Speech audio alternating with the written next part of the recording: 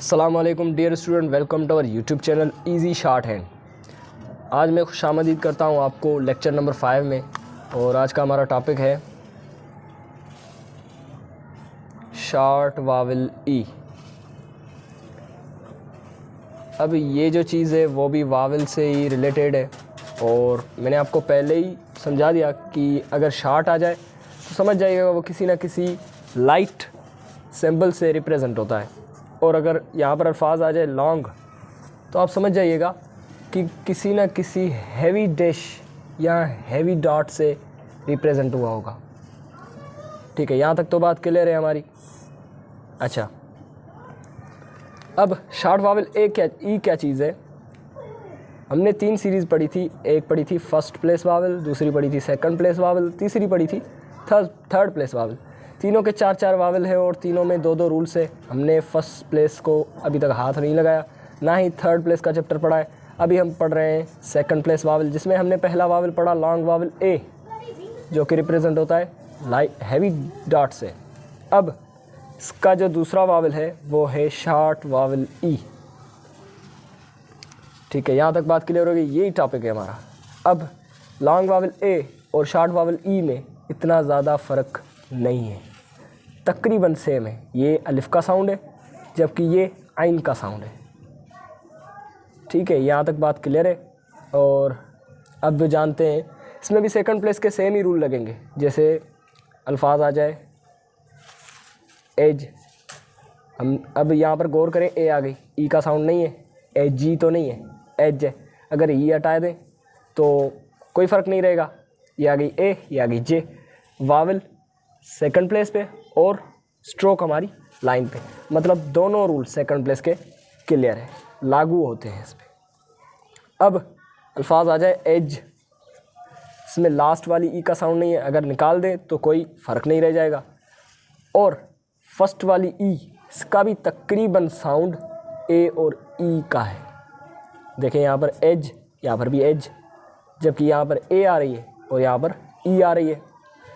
अब थोड़ा सा आपने स्पेलिंग पे भी गौर करना है। और अगर आप इंग्लिश का लहजा देखेंगे तो एज, इसमें हल्का सा आइन का साउंड प्रोड्यूस होता है। अंग्रेज़ लोग जो होते हैं वो एकदम से वावल की, मतलब जो क्लियर वावल का साउंड है वो ही निकालते हैं, जबकि हम ज़्यादा फ़र्क नहीं रखते एज और एज में। एज एज। इसी तरह अब आ जाए ई, तो हमने लाइट डॉट ई, उसके बाद जे लिखना है। ये आ गया एज। डी का साउंड इसमें नहीं है, डी साइलेंट है। मैंने आपको पहले ही बताया था कि रिपीटेशन की और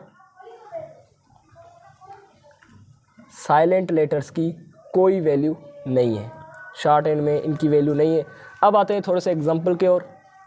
यहाँ पर वावल ई आपको मेंशन किया गया है। Short vowel E is represented by a light dot, ये लाइट डॉट से रिप्रेजेंट की जाएगी। और and is a second place vowel, ये भी सेकंड प्लेस वावल है। ये देखें एच, टी का साउंड नहीं है, एट एच नहीं है, ई और चे एच।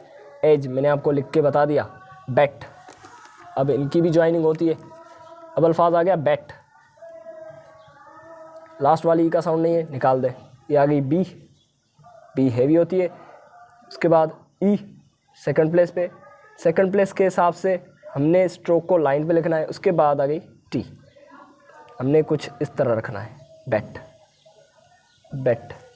स्ट्रोक को आप झटके के साथ लिखेंगे तभी आपकी प्यारी आउटलाइन बनेगी और खूबसूरत बनेगी, दिखने में अच्छी होगी। ऐसा ना हो हाथ काँप रहा हो आपका, फिर ये स्ट्रोक स्लो लिखी जाएगी और आपकी स्पीड डिक्रीज़ होगी, और हम सही अंदाज़ा नहीं लगा पाएंगे कि हम ऐसे भी कर सकते हैं, फिर ये कुछ और भी बन सकता है आगे चल के। ठीक हो गई बात, यहाँ तक बात क्लियर होगी मेरे ख्याल से। उसके अलावा जेट, यहाँ पर एग्जांपल और ले लेते हैं। जेट, ये आ गई जे टी, जे ई टी। वावल बाद में आ रहा है जे के, हमने बाद में लगाया। एज में पहले आ रहा है, हमने पहले लगाया।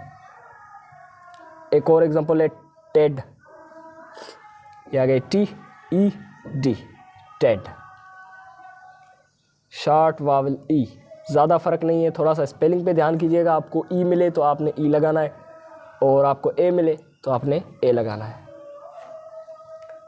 शॉर्ट वावल ई हमारा हो गया क्लियर। बाकी के एग्जांपल आपने करने और इनकी मश्क करनी है, प्रैक्टिस करनी है, अच्छी खासी प्रैक्टिस रखें ताकि हमें दिक्कत ना हो आगे चल के। और अब हमारा टॉपिक है शॉर्ट फॉर्म्स। कुछ ऐसे भी अल्फाज हैं जो इंग्लिश में ज़्यादा यूज़ होते हैं, जैसे कि छोटे छोटे अल्फाज हो गए टू, दैट, दिस, इस तरह के अल्फाज जो कॉमन होते हैं वो ज़्यादातर यूज़ होते हैं। उसी वजह से हम इनको कर देते हैं शॉर्ट फॉर्म्स। ठीक हो गई बात। हम उनको नाम देते हैं शॉर्ट फॉर्म्स। कुछ ऐसी आउटलाइंस, कुछ ऐसी स्ट्रोक जो कि इन कॉमन अल्फाज को शो करती हो। जैसे कि पहला अल्फाज आ गया हमारा B, B E, B E. अब आपको पता है ये कहाँ पे यूज़ होता है। ग्रामेटिकली हम कुछ नहीं डिस्कस करेंगे, बी ई। अब हम सिंपली बी को लाइन पे लिखेंगे, बिल्कुल लाइन पे लिखेंगे खाली, तो ये शो करेगी इस अल्फाज को, बी को। ठीक होगी बात। मिसाल के तौर पे दे हैव बीन, अब ये तो आ गया बीन। इट विल बी, यहाँ पर आ गया बी, ये वाला बी, ये आ गई इट। ये सारे के सारे शॉर्ट फॉर्म है। ये एल है जो कि शो करता है विल को, और ये बी है जो शो करता है बी को। ये आगे चल के हम डिस्कस करेंगे एन का हुक जो शो करेगा बीन को। फ़िलहाल आ जाए हमारा नेक्स्ट शॉर्ट फॉर्म है टी को लाइन पे लिखेंगे, बिल्कुल लाइन पे, तो ये साउंड होगा इट। अभी मैंने आपको बता दिया इट। इनकी भी ज्वाइनिंग होती है, इनकी ज्वाइनिंग में आप आगे चल के आपको बताऊंगा, आपको समझाऊंगा इंशाल्लाह। आस्ता आस्ता चीज़ हम क्लियर करते जाएंगे। अगला शॉर्ट फॉर्म है डी। डी को बिल्कुल लाइन पे लिखेंगे तो ये अल्फाज बन जाएगा हमारा टू। उसके बाद है चे। चे को लाइन पे लिखोगे तो वुच बनेगा। ये आ गया हमारा अल्फाज वुच, यहाँ पर आ गया हमारा अल्फाज वुच। चे को बिल्कुल लाइन पे लिखना है। आगे हमारा एक और शॉर्ट फॉर्म है कि हैवी डॉट को अगर आप लाइन पे लिखते हो तो ये शो करेगा द को। उसके बाद है ट। टी की कुछ सिंबल इस तरह है, पी को हाफ करके लाइन पे लिखना है। उसके बाद इसी को हैवी करोगे आप तो ये बन जाएगा टू या फिर टू। उसके बाद है बट। टी को हाफ करोगे तो आपका ये बन जाएगा अल्फाज बट। जे को हाफ करके लाइन पे लिखोगे आप तो ये बन जाएगा हु। ये अल्फाज बन जाएगा हु। अब ये सारे के सारे मैंने आपको बता दिए, समझा भी दिए। सारे के सारे लाइन पे हैवी और लाइट भी मैंने आपको इनका फ़र्क बता दिया है। शॉर्ट फॉर्म और शॉर्ट वावल ई की आपने भरपूर प्रैक्टिस रखनी है। इंशाल्लाह हमारा जो नेक्स्ट टॉपिक होगा वो होगा फ्रेजेस, फ्रेजिंग और पंचुएशंस। मिलता हूँ आपको एक अगली वीडियो में। तब तक के लिए वीडियो को शेयर और लाइक लाजमी कीजिएगा, और चैनल को सब्सक्राइब नहीं किया तो सब्सक्राइब कर लें। अल्लाह हाफ़िज़।